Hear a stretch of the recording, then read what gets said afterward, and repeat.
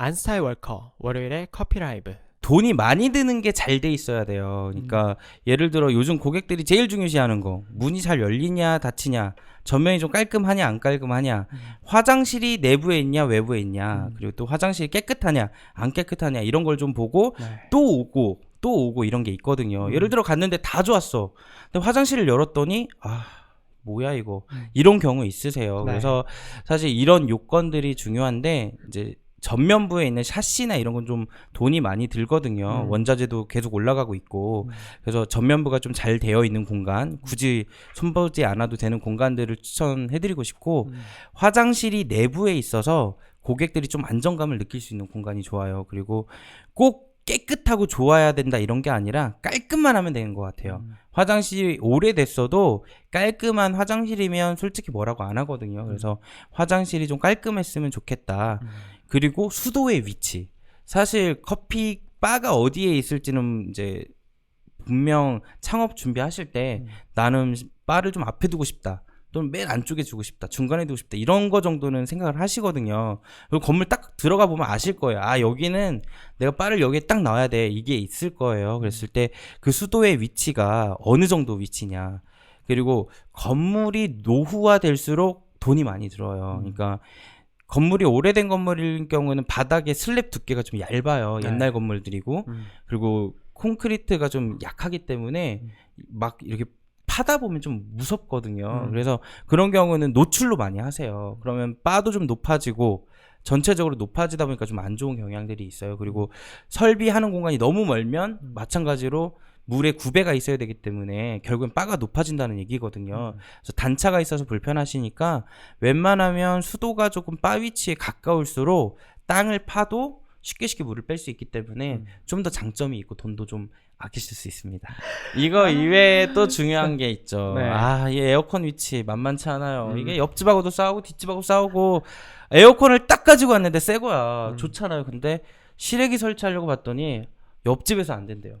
뒷집에서 안 된다, 소음 때문에. 그래서 사실 건물과 건물 간격이 어느 정도 위치가 되는지를 또 보셔야 돼요. 예를 들어 옆집이 딱 붙어 있다. 근데 실외기는 설치해야 되잖아요. 그러면 이거 설치하려고 또 좀 많이 싸우거든요. 그래서 새로 에어컨을 설치하게 될 경우에는 건물의 앞뒤 간격도 조금은 체크하셔서 실외기를 놓을 수 있을 정도가 되는지. 사실 요즘에 삼성이나 LG 같은 경우는 AS도 좀 깐깐하게 하거든요. 좀 덜 나가야 되니까. 그래서 벽과 벽 사이가 조금 여유가 있어서 네. 실외기의 바람이 원활하게 나갈 수 있는 공간을 선호하세요. 그래서 너무 좁으면 애초부터 미안한데 이거 설치 안 됩니다. 그렇게 하다 보니까 어떤 공간들은 샵 전면부에 어쩔 수 없이 실외기를 두시는 분들도 계세요. 그러니까 이게 너무 벽이 좁으니까 그런 공간에 실외기를 둘 수가 없어서 이게 문 열자마자 하는 그 공간 바로 옆에 실외기가 있는 경우가 있거든요. 네. 그래서 실외기 위치도 생각보다 많이 중요하시다. 그리고 간판 위치도 좀 많이 중요하거든요. 예를 들어 좋은 건물 딱 얻었는데 남들이 이미 간판을 다 차지하고 있어요. 그래서 내가 간판을 붙이려고 보니까 이 언쟁이 조금 생길 수 있거든요. 그래서 이제 외관으로 보셨을 때는 내가 간판을 달았을 때 내 매장의 간판이 좀 보일 수 있는지, 그리고 간판 사이즈는 어느 정도인지. 사실 돈을 아끼려고 하다 보면 기존 간판이 좀 깨끗하면 간판 앞에 청가리만 하시는 경우도 많으시거든요. 간판이 보통 새로 만들려고 하면 적게는 100만 원에서 50만 원, 많게는 500만 원까지도 쓰세요. 그러다 보니까 이제 간판도 조금은 깔끔하고 청가리도 조금 쉬운 공간. 네. 그리고 굳이 나는 이런 간판 필요 없다 하시면 간판을 뗐을 때 깔끔해 보일 수 있는 공간. 그런 걸 조금 보시면 꼭 굳이 간판 안 달아도 입간판 내고 그냥 간판 없이 운영하시면 되시거든요. 그래서 그런 것도 조금 유의하셔서 보시면 좋습니다. 네. 뭐 천장이나 전기에 대해서도 말씀해 주셨나요? 이게 층고 생각보다 중요해요. 매장 평수가 좁을수록 층고가 너무 낮으면 좀 답답해 보이거든요. 그리고 여자분들 같은 경우는 뭐 샹들리에는 아니더라도 예쁜 조명 이렇게 내리고 싶어 하시는 분들이 계시는데 이게 다 좋았는데 층고가 한 2200이에요. 그러면 이게 어떤 조명을 내렸을 때 예쁘지는 않거든요. 그래서 보통 못해도 2650 정도 확보가 됐을 때 조명 달기가 좋아요. 그래서 천장 상태도 조금 체크를 하셔야 되고, 또 이제 전기. 네. 사실 머신이 워낙 용량이 많다 보니까 전기 승합 비용도 만만치는 않거든요. 이제 한전에도 내야 되고 뭐 전기 면허 비용도 내야 되고 이런 게 있는데 애초에 좀 신축 건물 같은 경우는 이제 철판으로 이미 다 딱 맞춰져 있어요. 그래서 그런 경우는 많은 돈 들이지 않고 쉽게 승합도 하실 수 있고 저 배전함 유지 관리도 좀 편한 편이거든요. 그래서 그런 것도 중요하고 이게 간혹 문 열자마자 배전판이 보이는 경우가 있어요. 그럼 이거 배전판 하나 가리겠다고 벽 치고 막 페인트 칠하고 난리 나거든요. 또 이게 싫다. 이러면 저 뒤까지 또 빼느라고 또 인건비가 증가한단 말이에요. 그래서 사실 건물 맨 안쪽 안 보이는 공간에 전기 함에 위치하는 게 좀 돈을 좀 세이브할 수 있는 좀 좋은 꿀팁이 아닌가 그런 것도 있고 마지막으로 진짜 딱 하나 더 알려드릴게요. 이게 옛날 건물들 중에 음식점이었던 건물들이 있어요. 그래서 막 덕트부터 시작해서 가스까지 막 주렁주렁 매달려 있는데 철거를 깨끗하게 안 하고 가는 경우도 계시거든요. 이런 거 뒤처리 정말 돈 많이 듭니다. 그래서 웬만하면 과거에 음식점이었던 공간은 철거가 어느 정도 되어 있는지도 조금 체크를 하셔야 되고 딱 갔는데 천장에 덕트 시설 닥트라고 하나요? 한국에는 닥트 시설이 있다. 이거 철거 비용도 많이 들고 벽도 막 크게 빵빵빵빵 뚫려 있어요. 이런 거 막는 것도 돈이기 때문에 그런 환기 시스템이 어떻게 되어 있는지 한번 체크하시는 게 좀 좋고 웬만하면 가스 노출 위치 이게 다 해놨는데 가스 노출이 내 바 바로 뒤에 있다? 이게 생각보다 눈에 가시처럼 걸리거든요. 그래서 가스가 최대한 안 보이는 쪽에 있으면 좀 더 매장을 깔끔하게 오픈하실 수 있습니다. 그러면 인테리어 업체 선정할 때 좀 유의해야 될 점이 있을까요? 알아둬야 될 점? 많죠. 사실 업체 선정이 좀 제일 어렵지 않으실까. 사실 대한민국에 인테리어 업체가 너무 많고 또 잘하는 곳도 있지만 못하는 곳도 있을 것이고 또 간혹 잘하는 곳도 실수하는 경우가 다 있거든요. 그래서 보통 이제 신생업체를 싫어하는 경향들이 많으세요. 뭐 하자 보증부터 시작해서 돈을 받고 도망가는 경우도 있고 뭘 믿고 신생업체랑 하냐 이런 걸 많이 물으시는데 우선 그 디자인 사무소가 있을 때 위치가 얼마나 잘 꾸며져 있느냐.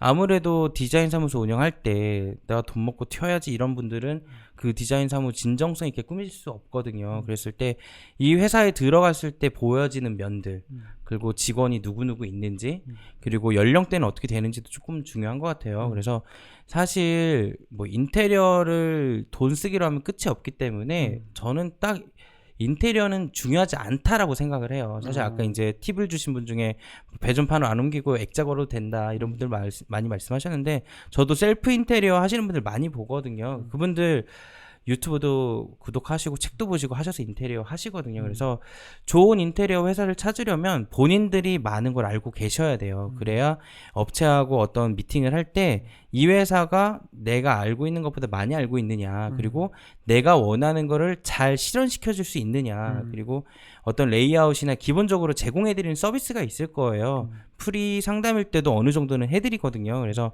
이들이 프리 상담을 하는데 레이아웃을 얼마나 잘 뽑는지가 그들의 실력이라고 보시면 좋거든요. 그래서 업체는 너무 다양하기 때문에 이제 좀 눈에 잘 가는 공간, 가는 업체들, 예를 들어 뭐 집 근처도 괜찮고 멀리 있어도 괜찮고 뭐 인스타나 뭐 유튜브나 이런 거 보셔서 선정하셔도 되는데 웬만하면 좀 어리신 분들 그리고 좀 나이 드신 분들이 섞여 있는 회사들이 좀 좋은 것 같고요. 그리고 시공팀이 얼마나 있느냐. 이게 인테리어 이제 막 시작하신 분들이 사실은 시공팀이 잘 없어요. 이제 디자인 실력도 있고 다 있는데 늘 이제 막 시작했다 보니까 늘 함께하던 팀원들이 좀 부족한 경우가 있거든요. 그래서 최소 1년은 넘은 회사들 그리고 좀 더 좋으면 2, 3년 된 회사들이 좋다. 보통 인테리어 오픈하면 1년이 고비거든요. 아, 그래요? 보통 하자가 1년이에요. 보증이. 그렇기 때문에 1년을 넘긴 회사들은 그런 하자 유지 보증이 어느 정도 됐기 때문에 이제 잘 유지가 되고 있는 거거든요. 그래서 좀 젊은 친구들인데 감각도 있고 회사가 생긴 지 2년이 조금 넘었다 한다면 어느 정도는 믿고 맡길 수 있지 않을까. 그리고 젊은 친구들을 제가 이제 조금 더 말씀을 드리는 이유는 젊은 친구들이다 보니까 좀 악착같이 해요. 돈도 상대적으로 다른 회사들보다 더 벌겠다라기보다는 좀 적게 벌어도 나는 한번 같이 해보고 싶어요. 이런 경우가 많아서 이제 좀 젊은 회사들하고 함께 하시면 좀 돈도 세이브하실 수 있고 소통도 좀 원활하게 돼요. 예를 들어 이제 뭐 난 배전판 안 옮기고 싶은데 액자 하나 걸면 끝나는데 네. 뭐 나이 드신 분들은 간혹 이건 무조건 옮겨야 된다 이런 경우도 있어요. 내가 이걸 몇 년을 했는데 이걸 모르겠어 이러시면서 막무가내로 나가시면서 다 해놓고 돈 달라고 하는 경우도 있으시거든요. 그래서 좀 나랑 좀 유기적으로 잘 소통할 수 있는 회사들을 선택하시는 게 가장 좋고요. 그래서 시공 2년 정도 1년 반에서 2년 그리고 좀 젊은 친구들이 어느 정도 있어서 좀 소통이 잘 되는 회사들 이 정도만 갖춰도 인테리어 하실 때 좀 덜 힘드실 거예요. 그래서 솔직히 싸우는 이유가 분명히 이걸 이렇게 해드릴게요라고 예쁘게 말했는데 해놓고 보니까 그대로 안 된 경우에 싸우거든요. 그리고 뭔가를 만들었는데 나는 분명히 뭐 좋은 나무로 써드리겠다 했는데 만져보니까 나무도 너무 얇고 휘청휘청 하는 경우도 있잖아요. 그런 경우가 있다 보니까 그런 거를 조금 한번 눈여겨보시고 이 회사가 이런 걸 좀 잘할 수 있을지 포트폴리오를 좀 참고하시는 게 가장 좋을 것 같아요. 그래서 저희 고객들 중에 일부는 저희가 오픈했던 매장들을 사전에 저도 모르게 방문하셔서 이렇게 한번 쑥 보시고 오시는 분들도 계시거든요. 그래서 그 회사 포트폴리오가 있다면 이제 상업 공간이라 한다면 방문해 보실 수 있기 때문에 한번 가셔가지고 앉아도 보시고 여기 어디서 하셨나요? 어땠어요? 이 회사 좋았나요? 뭐 이런 거 물어보시면 좋았던 관계를 가진 회사라 하면 그 손님이 되게 그 주인분이 되게 좋게 얘기해 주실 거예요. 근데 너무 별로였다. 그러면 물어보지도 마세요. 이럴 거예요. 왜냐하면 같은 소상공인이기 때문에 어느 정도 솔직하게 말씀해드리거든요. 그래서 제일 좋은 거는 방문도 해보시고 사실 우호적 관계라는 게 그게 한순간에 쌓여지는 건 아니에요. 그리고 대부분 그런 이슈가 있었다라고 한다면 좋은 회사는 아니라고 봐요. 왜냐하면 인테리어가 네. 이제 많은 분들이 정보를 모르잖아요. 이게 자재값이 얼마고 이게 뭐가 얼마나 들어가는지 모르거든요. 그러다 보니까 눈땡이 맞는 경우 많아요. 그렇죠. 사기당하는 경우도 많죠. 네. 그렇기 때문에 이제 웬만하면 그런 업체를 방문해서라도 피드백을 조금 한번 들어보시고 결정을 하시는 게 그나마 좀 덜 위험하다. 그런 취지에서 말씀을 드린 거고 그 이외에는 사실 포트폴리오의 숫자예요. 근데 이것도 참 아이러니한 게 이제 물론 저희 같은 업체 작은 업체도 좋지만 이왕이면 조금 홍보도 어느 정도 되어 있고 그런 곳은 웬만해서는 인테리어 비용이 조금은 비싸지만 분쟁이나 본인이 인테리어를 여기서 했다라는 후회는 최소한 안 하실 수 있으세요. 그래서 가장 좋은 거는 그런 방법인데 그 이제 좀 워낙 가격이 좀 올라가다 보니까 그러면 업체를 선정 못 하시는 거잖아요. 그래서 그 외적으로는 제가 아까 말씀드렸듯이 작은 회사지만 한번 방문하셔서 보시고 포트폴리오의 진정성도 한번 체크업을 해보시고 그리고 사실 고객님들하고 이제 어느 정도 소통을 해보다 보면 대표의 마인드가 보여요. 이 회사가 이익만을 추구하는 회사인지 아니면은 어느 정도 고객의 니즈를 맞춰주면서 좀 잘 이끌어 나가려고 하는 회사인지 쉽게 좀 아실 수 있으시거든요. 그래서 이제 대표님을 한번 만나보고 그리고 한 번 미팅보다는 사실은 2번 정도 만나는 걸 추천을 해드려요. 처음에는 잘 보이려고 하시거든요. 이제 고객이 드디어 왔다 우리에게도. 그러니까 있는 거 없는 거 다 끌어다가 이제 보여드려야 되다 보니까 좀 잘 설명을 해드리는데 2번째 또 온대. 근데 계약을 하겠다고 오는 건 아니에요. 그럼 이 대표 입장에서는 아이씨 왜 또 오는 거야. 계약을 할 거면 오지 마. 이런 경우도 간혹 있으세요. 그래서 그렇게 오면 바로 견적서를 내미는 사장님들도 계세요. 지난번에 오셨을 때 말씀드렸듯이 한번 제가 가견적을 뽑아봤다. 근데 이 정도 금액 나오는데 한번 얘기해볼까요? 이런 분들 많이 계시거든요. 그래서 이제 그 대표의 태도 그리고 어떤 말의 뉘앙스나 이런 걸 좀 보시면 이제 좋은 회사인지 나쁜 회사인지는 쉽게 좀 알아보실 수 있지 않을까 생각이 됩니다. 그래서 이제 제가 유심히 이제 미팅하는 장소를 잘 살펴보라고 말씀을 드리는 이유가 보통 인기가 있고 늘 일이 분주한 회사들은 자재나 뭐 이런 게 다 나와 있어요 주변에. 그리고 그 공간에 오래 있다는 느낌이 딱 들어요. 딱 들어가 보면 뭐 책도 많고 자재북도 좀 다양하게 있고 뭐 직원들도 이제 어느 정도 포진이 되어 있고 이게 나 이제 사기쳐야지 하고 세팅한다고 해서 딱 되는 건 아니거든요. 그리고 제일 좋은 거 국세청 이런 데 들어가 보시면 회사 치시면 그 국세청 자료가 나와요. 그래서 이 회사의 연매출이 어느 정도인지 그래서 매출표를 보시고 뭐 매출이 하나도 없다.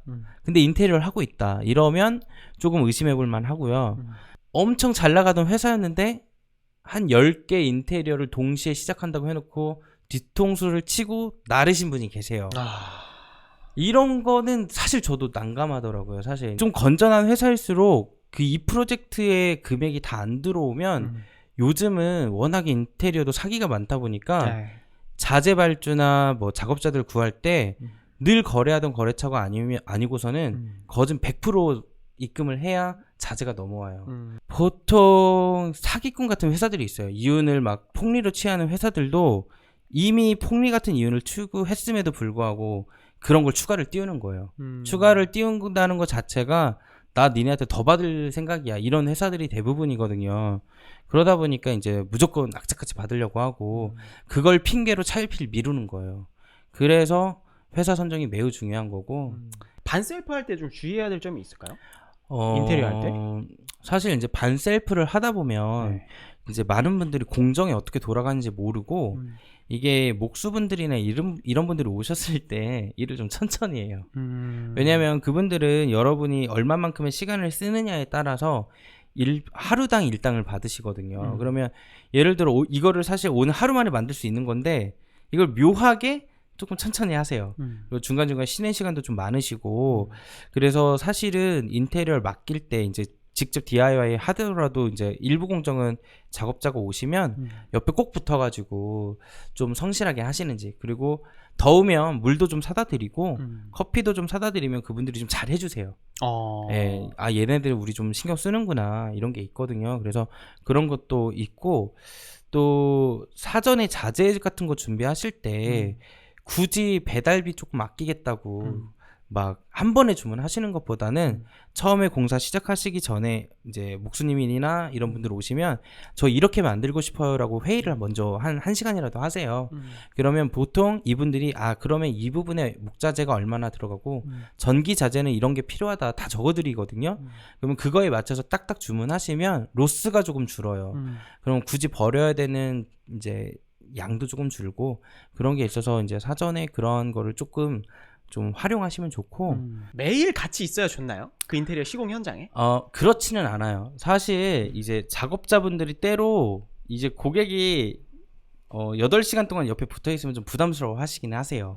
그래서 좀 8시간 내내 붙어 있는 것보다는 일 시작하실 때 오셔서 뭐 물 한 병씩 드리고 그다음에 점심 먹고 나면 보통 1시거든요. 그래서 1시쯤 오셔서 보시면서 이런 작업이 이 정도로 됐군요 라고 말씀드리면서 또 가시고 그 다음에 이분들이 퇴근할 때 또 오셔서 또 한번 이렇게 리뷰해 주시면 이 주인이 시작할 때 한번 중간에 한번 마무리할 때 한번 오는구나. 그래서 이제 쉽게 어느 정도 작업을 하고 있는지를 체크하려고 하시는구나라는 걸 알기 때문에 그렇게 막 농땡이 치면서 하지는 않으시거든요. 그래서 너무 자주 방문하는 것도 안 좋지만 또 너무 방문을 안 하는 것도 안 좋아요. 그래서 하루에 많게는 3번, 2번 정도는 꼭 방문을 해주시는 게 서로 좋아요. 왜냐하면 감리자가 있을 경우는 조금 얘기가 달라지지만 감리자가 없는 경우는 주인이 옆에 있어야 이거 조금 시정하는 거나 예를 들어 일이 조금 일찍 끝날 것 같을 때 뭐 선반이라도 만들어 달라고 하면 쉽게 만들어 드리거든요. 그래서 옆에 조금 붙어 계시면서 조금 친하게 지내시면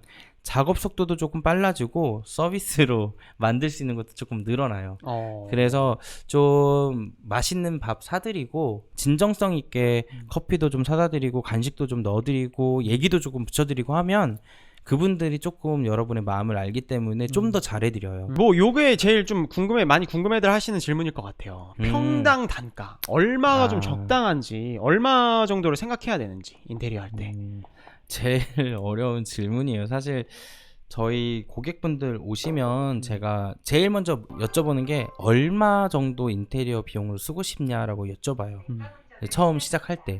그 이유가 저희가 디자인 컨설을 할 때 쓰고자 하는 비용에 맞춰서 소재도 선택을 하고 쉐입이나 전체적인 걸 꾸며 드리거든요. 그러다 보니까 평당 단가는 사실 존재하지는 않는 것 같고요. 좋게 마감을 하시려는 분들은 솔직히 상업 공간이어도 평당 250만 원에서 350만 원, 많게는 450만 원까지도 쓰시고요. 정말 나는 그럴 비용이 없다 하시는 분들은 평당 70만 원씩에도 하시는 분들이 계세요. 그게 어떤 소재와 어떤 공정들이 들어가느냐에 따라 금액이 많이 편차가 있어요. 한마디로 공정이 많아지면 많아질수록 기본 시작 비용이 다 들어가기 때문에 비용이 올라가는 거고요. 공정이 단순화되면 단순화될수록 딱 필요한 공정에만 돈이 쓰이기 때문에 평당가가 조금 많이 낮아지는 경우가 있어요. 그리고 사실은 면적이 좁아질수록 돈이 많이 들어요. 아, 면적이 좁아질수록 돈이 많이 든다. 예를 들어 3, 40평의 카페를 오픈하는 것과 네. 15평 정도 카페를 오픈하는 거에 많은 비용이 들어가는 게 사실은 전기, 설비, 바 제작 이런 거예요. 근데 10평을 오픈해도 바는 필요하잖아요. 설비도 필요하고 뭐 전기 승합이 필요하면 승합도 들어가야 되고. 근데 40평을 오픈해도 바도 필요하고 그쵸. 이런 필요 요소들이 동일하기 때문에 상대적으로 면적이 넓어지면 조금 금액이 좀 낮아지는 경향이 있어요.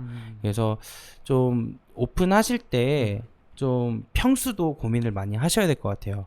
나는 이 상권에 테이크어웨이 샵만 할 거다 라고 하면 그래도 기본적으로 나가는 비용 어느 정도 있다. 설비나 뭐 전기나 등 달고 뭐 제품 바 만들고 이 정도는 공통적으로 적용이 되기 때문에 좀 비쌀 거고요.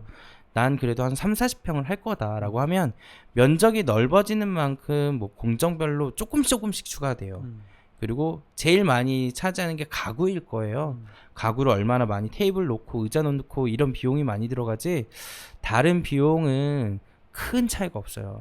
예전에 비해 요즘 카페들은 조명도 많이 안 달아요. 요즘은 뭐 T5나 뭐 SMPS를 활용한 간접등이나 이런 걸로 심플하게 나가기 때문에 등값이 많이 안 들거든요. 전선값만 들어요. 근데 전선도 단으로 계산하기 때문에 그렇게 많이 비싸지 않거든요. 그래서 그런 걸 생각해 보면 좀 어느 정도 정리가 되지 않을까 생각이 됩니다. 그러면 해보셨을 때 평균적인 핫플은 보통 한 얼마 정도 쓰나요? 저희는 평당 가구를 제외한 금액으로 치면 130만 원에서 한 150만 원 정도 쓰시는 것 같아요. 130에서 150. 네. 근데 이게 모든 가구를 제외하지는 않고요. 바 제작이나 백바 제작 같은 경우는 이제 포함이 되고요. 기본적으로 목공이나 이런 걸로 간단하게 만들어 드릴 수 있는 의자 이런 거 정도는 포함이 되는데 전체적인 가구 제작까지는 힘들어요. 그냥 정말 방송일 때 말씀을 드리면 평당 200만 원은 사실 생각하시라고 말씀을 드리고 싶어요. 그래야 어느 정도 디자인은 해드릴 수가 있고 어느 정도는 좀 확보를 해드려요. 근데 너무 비용이 적다 보면 디자인을 하고 싶은데 포기해야 되는 경우가 좀 많아요. 그러다 보니까 좀 평당 200 정도 계산을 하시고 하시면 좋은 결과물이 나오지 않겠나. 근데 그게 좀 비싸시다 생각이 되시는 경우는 평당 150만 원 정도 생각하시면 좋을 것 같습니다. 코로나 시기로 인해서 5월 중순에 한번 모든 원자재가 20% 상승했어요. 나무값도 상승을 했고 철값도 상승을 했고 그리고 이제 조금씩 10%씩 상승을 하다가 7월 1일 날짜로 많게는 30%씩 또 상승을 했어요. 그래서 저희도 좀 황당해요, 지금은. 왜냐면 보통 합판 값이 이제 저희 뭐 그냥 내수합판 같은 경우 18T 정도가 좀 좋은 거는 4만 원대면 구매를 했거든요. 근데 한 번 20% 오르고 또 한 번 10% 오르고 이번에 또 오르다 보니까 지금 5만 원이 넘어가요.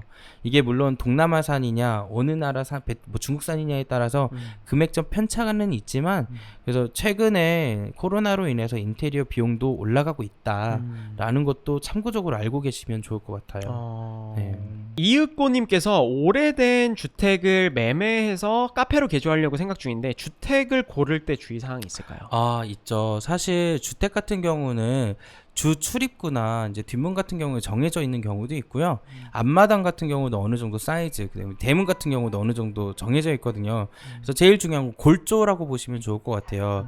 특히나 조적 같은 경우로 쌓은 연화조 스타일의 건물들은 이제 저희가 그 안전 테스트를 하기가 힘들어요. 뭐 지진이나 이런 거, 뭐 내부 강도나 이런 게 어렵기 때문에 연화조 건물은 이제 돈이 많이 든다. 아무래도 H빔이나 이런 걸로 구조 보강을 좀 많이 하신 상태에서 진행을 해야 되다 보니까 연화조 건물은 좀 돈이 많이 들어서 연화조가 아닌 건물들을 찾으시면 좋을 것 같아요. 그래서 구조적으로 봤을 때 기둥이 조금 있는 건물들이 좀 고치시기에 좋으시지 않을까. 근데 대부분 사실 대한민국의 90년도에 지어진 건물들이 연화조 건물이 많아가지고 H빔이 들어가기 때문에 입구의 개방감이 좋은 게 좋아요. 아무래도 카페를 하시려고 했다면 계단이 있는지 없는지, 그리고 정문을 열었을 때 내부 공간이 어떻게 보이는지, 그리고 들어가는 개구부의 문 사이즈는 어떻게 돼 있는지, 그리고 1층에 예를 들어 발코니처럼 확장된 그 샤시들이 있다면 더 좋다고 보시면 좋을 것 같아요. 그런 경우는 굳이 많은 공간을 철거하지 않더라도 좀 투명 유리나 이제 통창으로 활용을 해서 카페 공간으로 연출 많이 하시거든요. 그래서 건물 보실 때 그런 창문 사이즈, 뭐 들어가는 입구 사이즈, 그다음에 구조적으로 봤을 때 기둥이 어떻게 되어 있는지, 그리고 연화조 건물인지 아닌지, 보강이 필요하다면 어느 정도까지 보강이 필요한지, 그런 걸 조금 사전에 그 체크하고 넘어가시면 좋지 않을까. 사실 이제 80년대 90년대 주택들의 특징은 이제 창이나 이런 게 많이 뒤틀려 있어요. 아무래도 집이 오래되다 보면 이제 중력에 의한 것도 있고 조금 천장에서 힘을 받다 보니까 내려오거든요. 그래서 그러한 거를 제대로 살리려면 좀 보강을 해야 되거든요. 그래서 그런 부분을 좀 잘 보시면 좋을 것 같고, 옛날에 지은 건물들이 대부분 정화조가 없어요. 옛날에 막 지었다 보니까 이 정화조 같은 경우도 조금은 체크를 하셔서 배수에 문제가 있는지 없는지, 그리고 옛날에는 그 파이 숫자가 이제 보통 이제 그 배관 파이라고 하죠. 50파이냐 뭐 100파이냐 이런 사이즈가 있는데 옛날에는 조금 많이 작아요.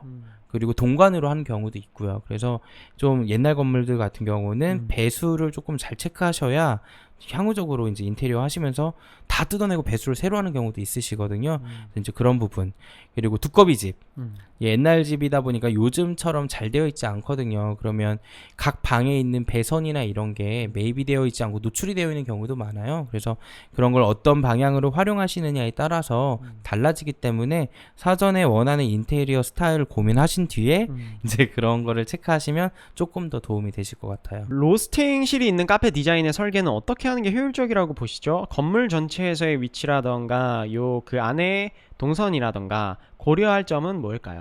사실 로스팅실 같은 경우는 어느 지역에 설치하느냐에 따라서 그 환풍 그 닥트 시설이 나가는 위치가 정해져 있을 거예요. 그래서 주변에 피해가 되지 않는 방향을 선정하셔야 되기 때문에 그 로스팅기에 이제 나가는 배관이 어느 쪽인지 먼저 체크를 하시는 게 가장 좋고요. 예를 들어 이제 요즘 많은 큰 로스터리 카페 같은 경우는 로스팅실을 조금 오픈해서 고객들한테 개방하는 경우도 있거든요. 이제 통유리 같은 걸로 해서 좀 우리 로스팅 한다 이런 걸 연출하시는 분들도 계시기 때문에 어떤 인테리어를 가지고 계시느냐에 따라서 로스팅실의 위치가 중요하게 결정되지 않을까. 그럼에도 가장 중요한 거는 배관이 나가는 방향. 그거는 건물을 가셨을 때 이제 거기가 제조 허가가 나는지도 확인을 하셔야 될 거고, 또 주변에 민원이 발생할 수 있는 지역인지 아닌지도 확인하시고 위치를 설정하시는 게 가장 좋을 것 같아요. 제가 드리는 정보가 100% 정확하다고는 말씀드릴 수는 없을 것 같지만 그래도 이제 제가 회사 다니고 이 일을 한 지 10년이 조금 넘었거든요. 그래서 그 정도의 노하우를 가지고 있는 사람이 주는 팁이 도움이 되시지 않았을까라고 생각이 되고요. 디자인 사무소를 선택하실 때는 신중하게 꼭 선택을 하셔야 되되, 그 포트폴리오를 꼭 체크하세요. 이게 사진은 어느 누가 찍어도 잘 나와요. 편집을 많이 하기 때문에 꼭 그 포트폴리오를 확인하셨으면 그 현장에 그 장소에 방문하는 걸 꼭 추천을 해드리고요. 방문을 하셨는데 정말 괜찮다라는 느낌이 드신다면 여러분의 감을 믿고 진행하시는 것도 저는 괜찮을 것 같아요. 알겠습니다. 여러분 오늘 늦은 시간까지 올치 여러분 너무 고생 많으셨고, 또 저는 다음 주에 그리고 이번 주에도 영상들 올라갑니다. 네, 그래서 또 다음에 유익한 커피에 관련된 컨텐츠를 가지고 여러분들을 찾아뵙도록 하겠습니다. 오늘 너무 고생 많으셨습니다. 고생 많으셨습니다. 감사합니다. 네, 여러분 안녕히 주무세요. 감사합니다. If everything I dreamt of it was true, I take your blessings with your heart.